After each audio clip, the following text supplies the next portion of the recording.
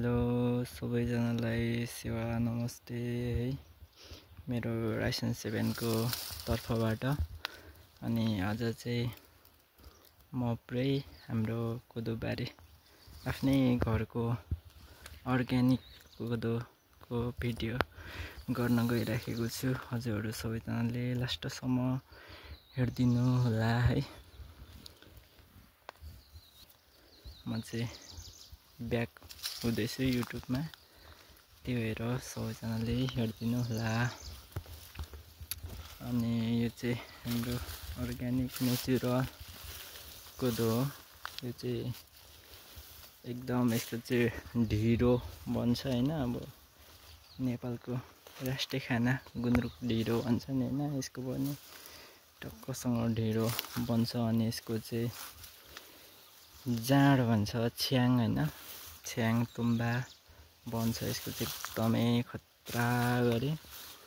अनि कोदोहरू पनि एकदमै फलेको छ, तर धेरै जस्तो चाहिँ कोदोहरू पुरै लडेको देख्न सक्नुहुन्छ यहाँ हजुरहरूले। पुरै भित्तैभरि कोदो छ। यसरी बोडाहरू छ। यो बोडाको नाम चाहिँ टुने बोडा हो।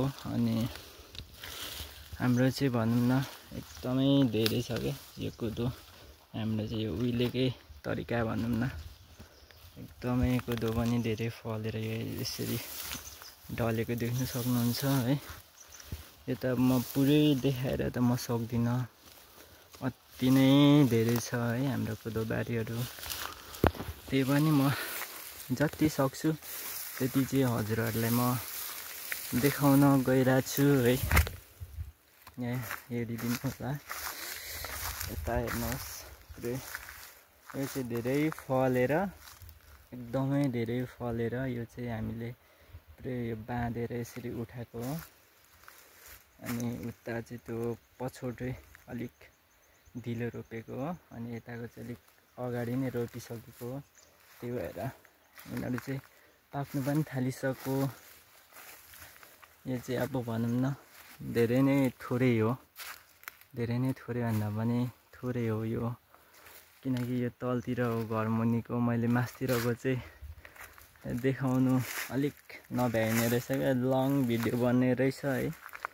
अब क्यामेरा क्वालिटी पनि छैन यताउति होइन, त्यही भएर तपाईँहरू लङ भिडियोहरू हेर्नुहुन्न, मलाई थाहा छ। त्यही भएर मैले चाहिँ एकदमै छोटो भिडियो बनाउनु पर्ने हुन्छ।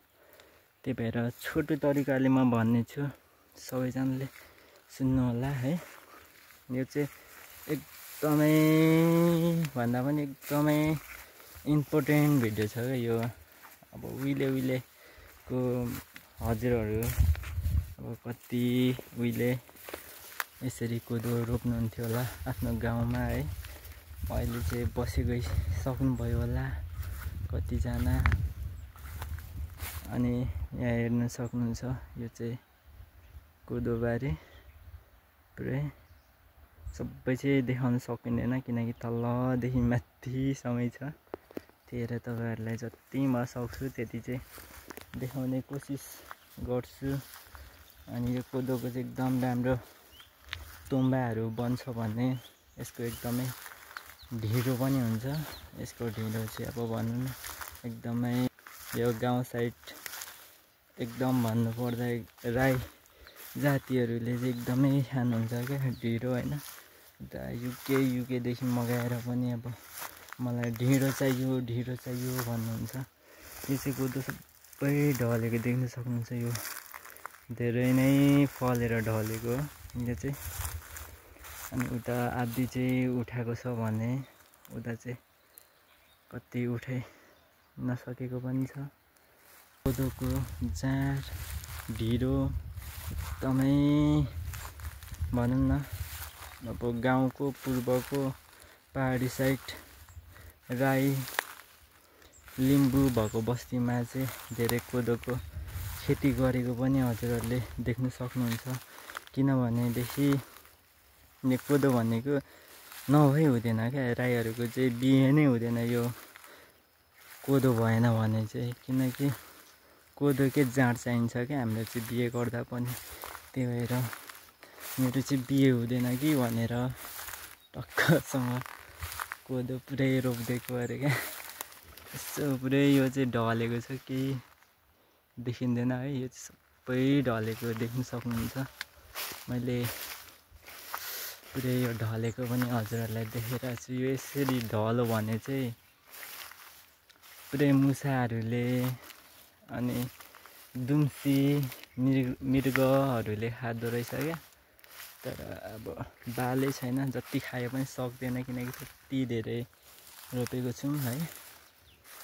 अनि यहाँ हेर्नुहोस् टन्नै छ, त्यो सबै ढलेको हो। माथिसम्म छ, यो घरमुनिको मात्र हजुरहरूलाई मैले देखाइरहेको छु। अब अझै उतापट्टि हामी चाहिँ अर्को साइडतिर जाँदैछौँ है। यहाँ पुरै अब हेर्दै जानु होला। यता चाहिँ ढलेर यस्तो भइरहेछ कोदोको हालत। फल्नु पनि लास्टै धेरै फलेको छ क्या। अब नफलेको चाहिँ भन्नु मिल्दैन होइन। अब यहाँ हेर्नुहोस् यस्तो फलेको छ। अब यता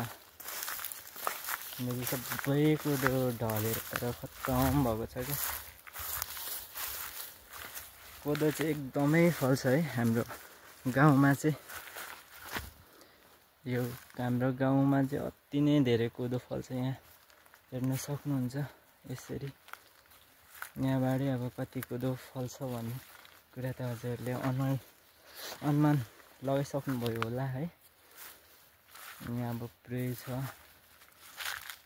म यसरी गर्दै अब काल्ला हिँड्नु भने भिड्दै 2-3 घन्टाको हुने रहेछ क्या। जति सक्दो छिटो थोरै तर एकदम छिटो देखाउने म प्रयास गर्छु हजुरहरूलाई। हेर्नु होला टक्क कोदो बारी। अझ यता छ, यता चाहिँ एकदम पछौटे छ भन्दा एकदमै ढिलो रोपेको।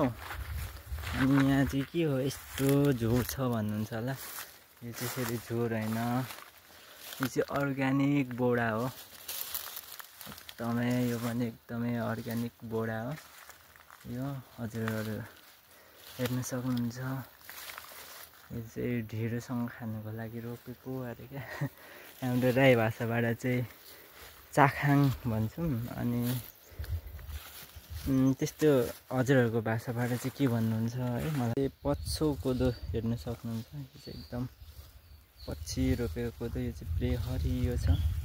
अब चाहिँ यसो भन्दै यो मेरो ब्लग चाहिँ यतिमै टुङ्गाइदिनु पऱ्यो हजुरहरूलाई। यस्तो भिडियोहरू अर्ग्यानिक नेचुरल गाउँको हेरेर यसो गाउँको याद गर्नु मन लाग्छ भने चाहिँ मेरो भिडियो हेर्न सक्नुहुन्छ है। हजुरहरूले सब्सक्राइब गरेर अनि हजुरहरूले कुन ठाउँबाट मेरो भिडियो हेर्नुहुँदैछ कमेन्ट गरिदिनु होला है।